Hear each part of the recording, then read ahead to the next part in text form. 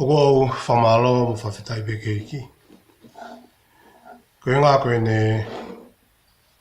ke iofa ke whai manga te tau tolu tau to e au si ai ai. Hoa whakoloa koe ni mai whakausinga e wike. Pau tau whawhetai e ke iki. E tau hiko tau peo whai mai ke tau mui. Pako kore ke hufanga atu i e lotu pia mo e ai hiva. Mo tali lotu na tau whanau ki ai. Ke tāka te au ke hoko atu pē ke tau talanoa na tau kamata mani pō. Ki he tohe kone a Malakai wahe whā. Malakai wahe whā, vesi ko hono wā. Ne tō mai ane pō ke whai ake tau. Wahe wahe ke pō koe ni ai o pē ane whārea. Ka e hapo ai la o e totonu kia te ki mō tolu o kuapasia ki o kingoa. Pea kui ai hawhai to'o i ano ngahi uelo. Toki aluat ki mo tolo hapo whano o hange koe whangapulu mui. Mehe a whawhanga. To whawhetai lai ke iki koe ako naki maari e koe ni na tautarana whakane pō.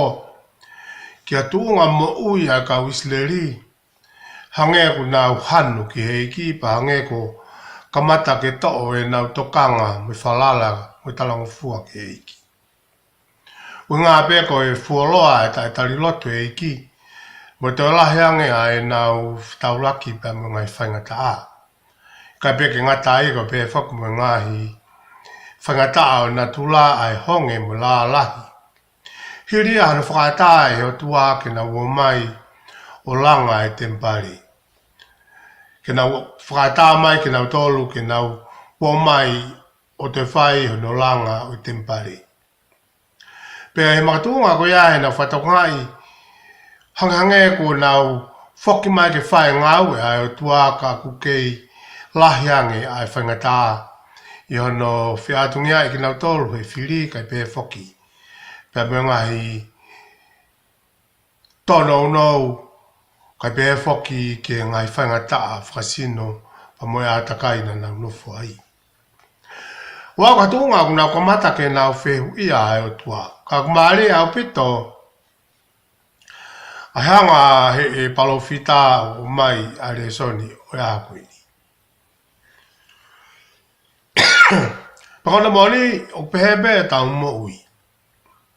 Penea o pe kotoa ai ngari au fia o tu ke kahau. Ka koe moni peni.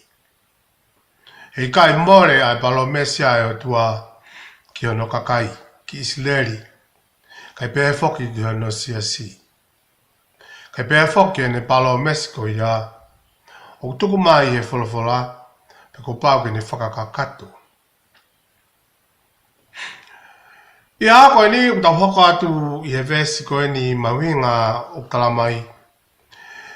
Ka ia e aho e hopo ai la au e totonu kia te ki mutolu. Whatonga e he ni ki kakai peo apasia ki o kuhingoa. Pea ku iai ha whaito o i ono ngai huelo, pa toki alu atu ki motolu o hopo whano, o hange koe whangapulu mui, me he a whawhanga. Ko e tūkonga moui e a e kau karistiane. Pene au e tua e tari lotu a e ki. Ka kuma uivi ai karistiane i hene whaatatari ki o tua. Me hene whaatatari ki o tua ulavre vai ke tupure kina ke matua tua hene moui. Pea hana i kai whakaafo ai fuivi whakamoui o tua. Kalamai heni. Kai hopo ai la o totonu kia te ki mutolu. Oko he ngai ke sisu. Ko sisu ko ia koe la lahi ke tau moui. He kohono huelo koe whaito. Mo e vai whakanonga ki he palparema peo i moui. Wa ngai pēko e ngā au e koe a la a ke whakakakato ai moui ki he mea moui ko toa peo i funga o i whanua. Panea o pe ai hoko mai a mo sese ba mo e la ai o tua. Ka kona mo ni He kai ka kakato ea ka aua ko tuki hoko mai. A la alahi ko si isu kalaisi. Ke toki hoko mai a la o totonu. O hoko mai ea ki he kakai tui a he iki. Pea ko hoko mai lewa a la o totonu a si isu kalaisi. Pea ko hono hue loko no maf mafi. O ku iai ai whai to'o. Koe maf mafi o e tua. Ko iwi whakamou i e tua. Tala mai e apostolo ka paula koe kosperi e tua i kai tene te mai. E ko iwi whakamou i a o e tua whawaki ko toa ai. Ke mahera ka tautolo ko sisu koe o tua i a ku kakato. Pe toki kakato pe o tau whakamou i he ene ulo mai. Ala ko ia o whai totonu. E ne ulo mai, he koe whai to o ia ki ho tau sino, koe whai to o ia koe tau ata mai. Kai pē whoki koe whai to o ia ki ho tau lau maari e. Pea koe kakato ko ia e ne ulo ki he mou i lo tolu, pea pi kai lava, ma puke iai e tau hohori ke whai e ne ngāwe. He kua tau whanu pito he keresi, whakaafu ai tua. I o hanga e pē koe, whakaherikaki o ko mai koe ne malakai. E ne pehe, i e tau maa o koe a iwi whaito'o, pia moe whaito'o, o mai he la o whaitotonu. I hono huelo. Toki alua toki mautolo hopo whano, o hange koe whangapulu mui. Me he āwhawhanga.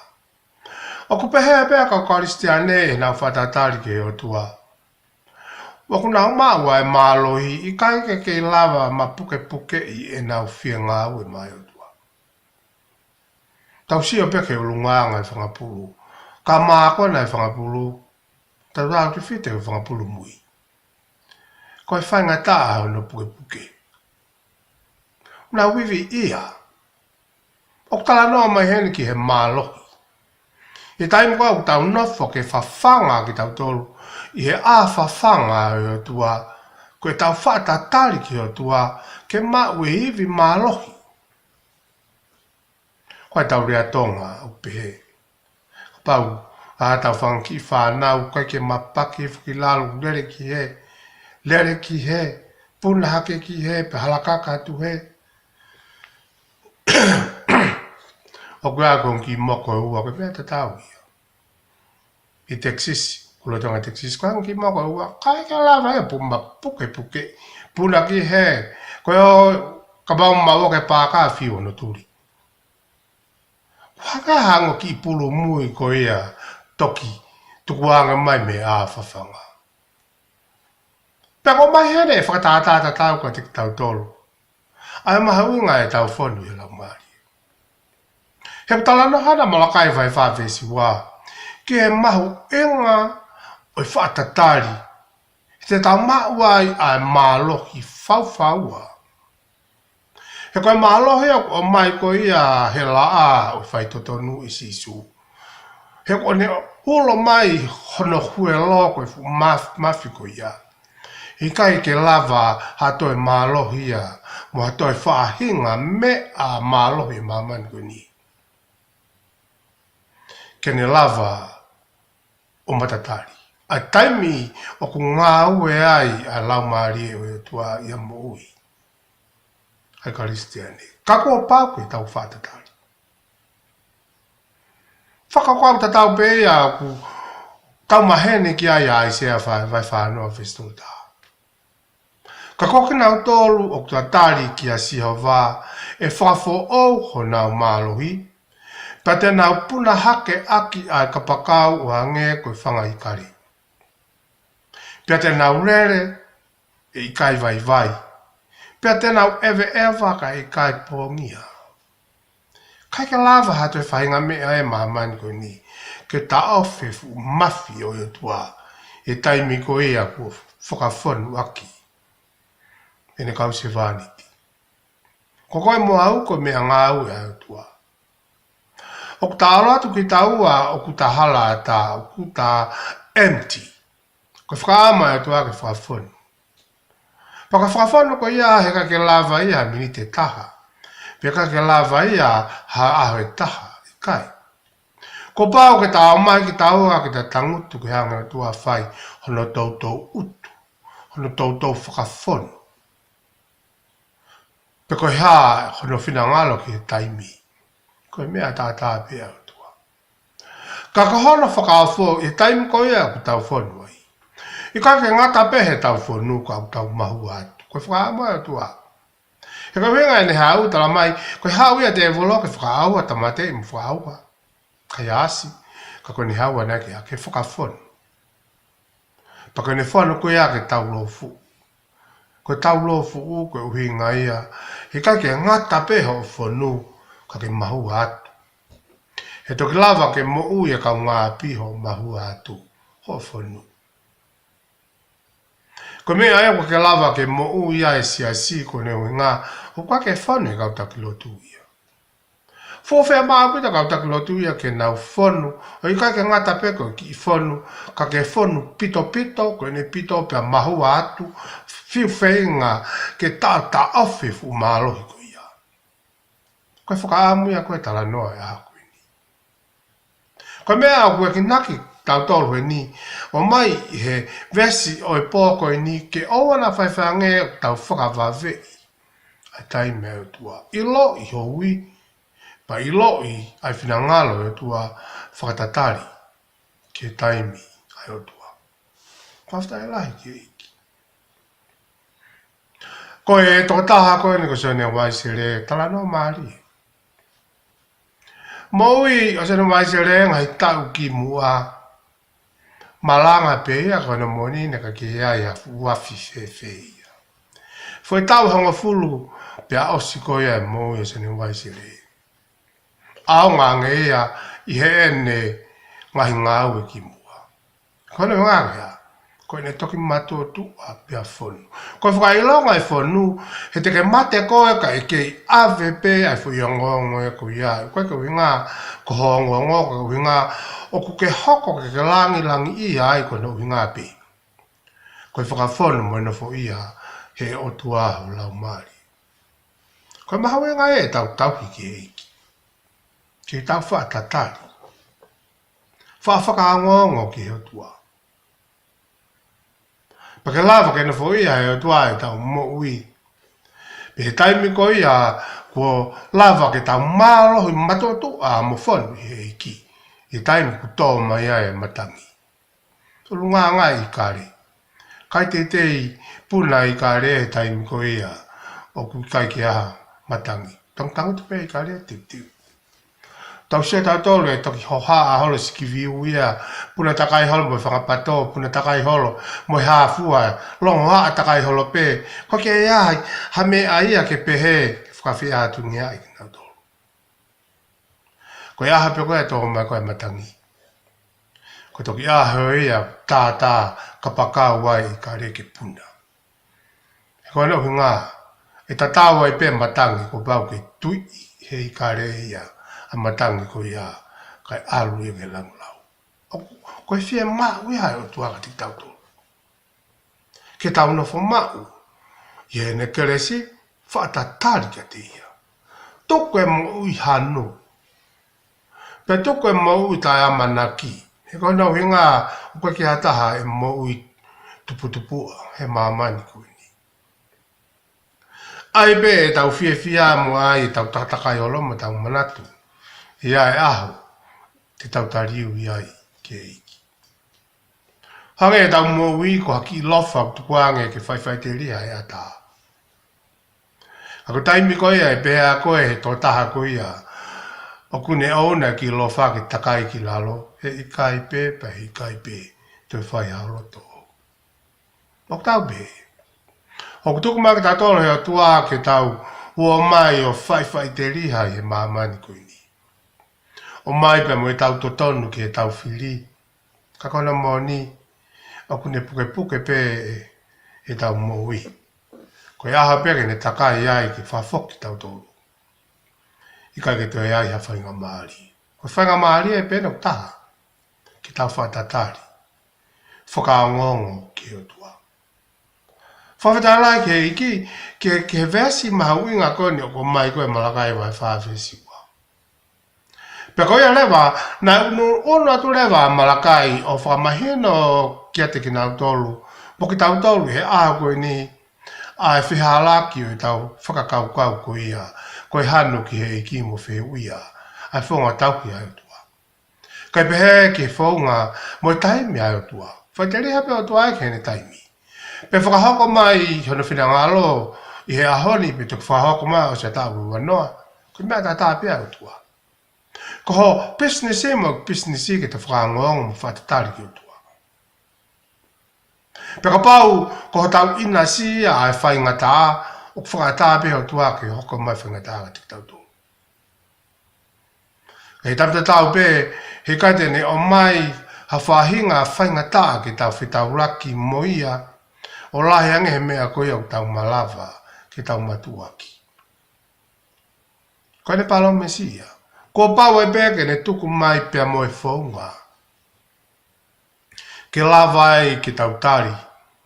Mo lava ke tau matuaki a whaingata aku tote. Pea ku henga au pito pe ia. Ai mea na e hoko ko ia ke kau Isleri. A tua ia tari lotu ai o tua.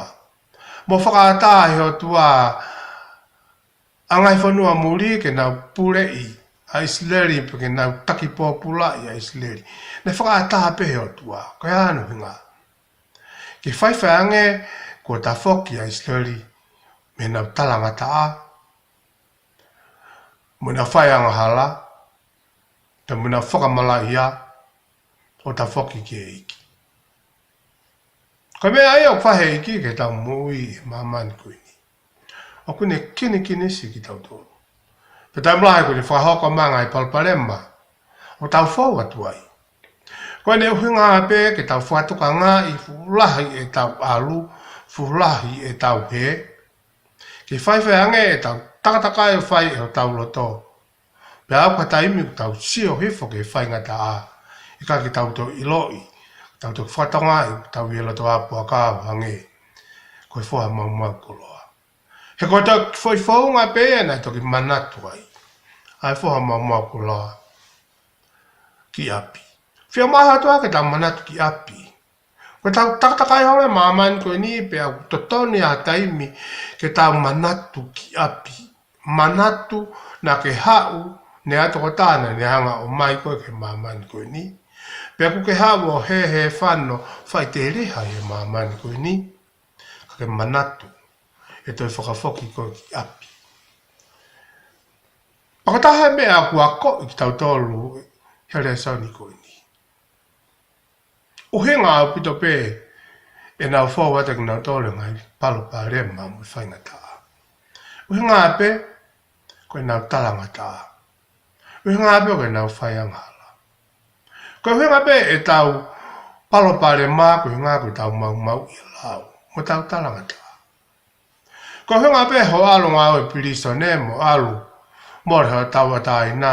Ko hinga pe ho heka ke tau i lau. Papau talamai lewa he lau e whanua ko ni ke ewa te ke whauri ko nā. Owa te ke whauri ko nā. Tai mlahe tau ke whauri ko nā pe tau tu. Kai ope kua mau, kua tau toki tangi. Kua tau toki kore takai olu ke peila ki tau toki tua. Ka hele koe ako si mahino pe lao ia oua te ke whauri ko nā. Paka palparema pe ia au ho hoko ka ke alua no whaprisone. Mea ta tau pe ia ki Isleri. Hanga he o tua enelei ta hafu ki nau tonu ispite. Lawa kia tohi a e mosi. Ne hanga he o tua o fua pia ne whawha ki nau tolu. I kai ka ngatai whakaheka ki nau tolu whakapuna ka pakawi i kare. He fu ofa e o tua ki he kakai Isleri. Ka kano mani he tau lau historia koe he whalawhala Isleri te ki tau sio hakakai o ngata amui. Kakai talangata Ono ai mahino kakaifie mea, kakaifie eiki. Pea, o understandable be a ngai whangatana na fō atua. I kone ngā koe nau fō ui pe. Ka he tamba tau pe. O kei tatari pe au tua te taimi. Ke nau manatu mo whoki ki api. Koe ngā koe nau whaianga hala kai pehe ka te tatolanga i aha koe ni. Koe tau whaianga hala koe uhinga ia o tau tō tā maki ai. Koe uhinga ia o tau palopare mai. Koe hunga e peko tau talangata. He koe whaianga hala koe talangata ke lawa iki. Koe hunga pe palpare mai whanau. Koe hunga koe ikai ke talango fua e o mātua ki he lao koe ia oi mari. Koe hunga palpare mai whanau. Patai mula he kutau wanga play me whanau. Kako kamata pe ia he ongo mātua. Ko kina ua o whakatau te whito me ai. Ai mo ui ko ia. Pea mo isi pinga mo ia whanau ke mui ki ai. Koe huinga ia koe e nau palpare ma. Koe huinga ia koe e nau na whapopula i Papiloni. Huinga ia peo e nau talangata. Huinga ia peo e nau whaianga hala. Koe whakangofua ma whakatawataena e mea ki nau tolu. Ke nau mai o langa ai tempare. Ke tamta tau pe, ke tauki pe, ke o tua whahiteni. Nā koe o mai pek nā tolu whangawa e ki ke ofa pek nā tolu ke ngahi o tua kau vai. Ngahi o tua koe a o amuri. Kai pe heka ngahi o tua koe ispite, ke ofa pek nā tolu ki ai. Hange o ke tau rea sauni, nā tau ngāwe a koe ia hiwi ke lotu. Ako pe he pe tau mui. Tau mlahi, o tau hanu ki e ki. Kako tau tolu pēa na tau hanga o ka mata e mea kutoa pē. Kako tau tolu pēa na tau o whai e fui, ai fui pānga o ia. Nā whawhetai ke e ki koe ngā ko sisu. O lava ai ke whawhau ke tau tolu. Ai whai totonu. O ngai pēka tau resa ne a koe ni. Koe la a ia o anga tonu. Pea kuela mai, hulu mai, hono langi mono maf mafi. O lava ai, ke tau maua i ai moui. Tau whawhita i lahi ai. Ke eiki ko sisu klaisi. Pea ko henga pena tau te aiku nā tolu koe nā whaianga hala. O kulawe heni a Malakai, i kai ke ngata pehe kakai, taki mu a peka o tau laiki. Malakai whaulak vese no, pea kua whai kākai, mo tae ngari, hombo ngai whatongia i he tempare. Whakauri a ia, ko ki nau tōru ruene kau taki lotu. Ko ki nau tōru ruene o tonu ke nau, whai e taki mo e tāsi pi ngau tala mai heni, taki mu a pea ki nau tōru ia, he rere kulo kula haolo i whari lotu. Tala mai heni, Malakai whaulak vese no, kau whai hala ko ea a kau tauru aiki. Pea kua whai kāka, pea mo tae ngāri, ho nau ngahi whatongia e tempare. Pea koe ka mea ea o pehe tau sola ki ai, ngai siase tau kau ki ai. Lahi a wita palpare mai a koe a, pea koe ki tau tuku hifi tau tolu. Tau kau whau whikau, o kau taki lotu. Ka koe wholofola eni na e hoko ia he taimi ko ia o Isleri. Taki mua peka o taurai ki ia he whai kākai. Mo i kai ke whai totonu. Hona ngahi ngō wau e ngā ua me whatongia i e tempare. I kai ka ngā tau tau mai Malakai whaeua vesi whaa. Kua vete i he ngahi husepani ti hona ngahi waifi. Ka he au mai ka ngai aha koe ni, koe mea tatau pēia kua vete i he ngahi waifi, ngahi husepani ti. Tai mlahi wha tāpalasia mātua, o ku hoka pēke whine mātua. O ku tuku aki i whakatoko ua pē, ai ngota whaki.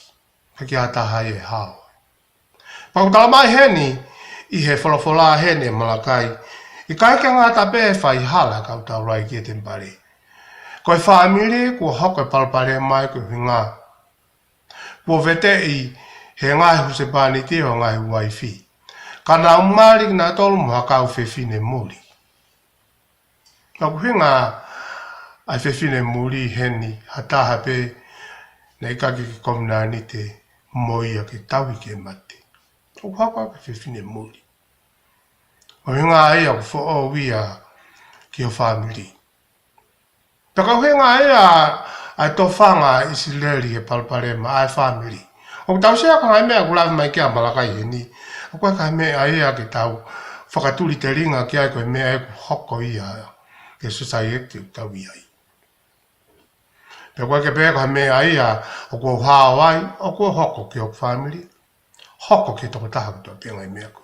Ka ka mea au wha amu koe ke tau tokanga ki ai ke tau sio ki harea saune aha koe ni o ku iai ai amanaki rere koe la a o whaitutonu.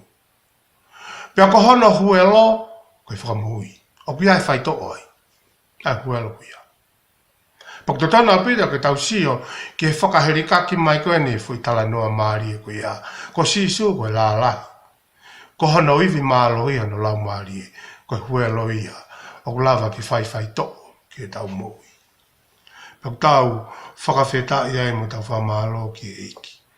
Palpare maha no ua ke o mai ke whamaoni ta koe mea ne hoko ke he kau isleri ko hinga e pe koe lahi e nau whaiangala. Ko nau fo uipe.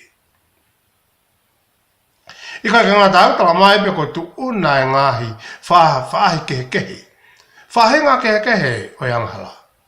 Kaka ngata pe hon tefto yang hala ua ko ni ka to tala mai heni fere ang hala ke heia ai me a ko ni ko ta mate me a ko ni ko fi awaki me a ko ni ko ta fai to ton me a ko ni ko fra malo me a ko ni ko fra malo i ka vai vai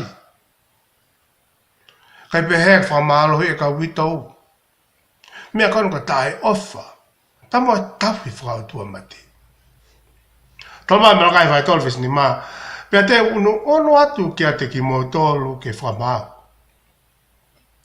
Pa te whamau ni toto o ke kau kikite kakai mo ki nau tolu o kua kavaloi.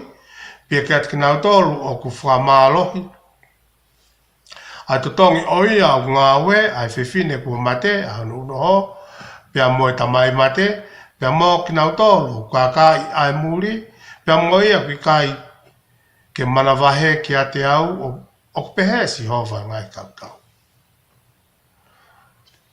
Whatonga i heni, o taha e ni ai ang halalahi o mua lahi e kau tonga toko lahi. Kākai o e kau muri. Tata whita ka ngawe i a te. Ko fwoi anga hala e ni, ta koe ko fwoi anga hala e fwoi kākai ko ni, na kakita ki whanau i a ke pera tau tangata. Ko mea pe ni hoko. I whakawa motua. Paka whehoi a ka te tau tolu, ka pau ko tau hoko ka tau whetau raki mo ngai palpare malahi e moui.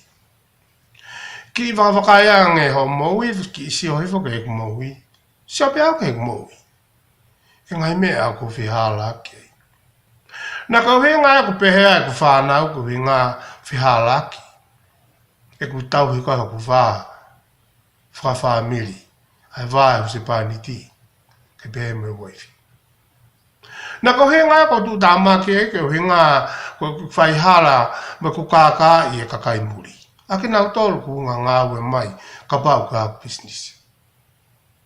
Na ko he ngā ko e ku tu tāmaki mo mamaki mo palparema. O ku ia i e ngahi mea ke whakatonu tonu. Ko e whehu ia ka te tau tolu i he pōko i ni. E whewhe a tau amanaki ki harerei ai family. Pea mo si a si. Kai pēa ka whawhoi tui ka pau koe tu o ngā eni o e tau moui o hange koe moui e kau isleri.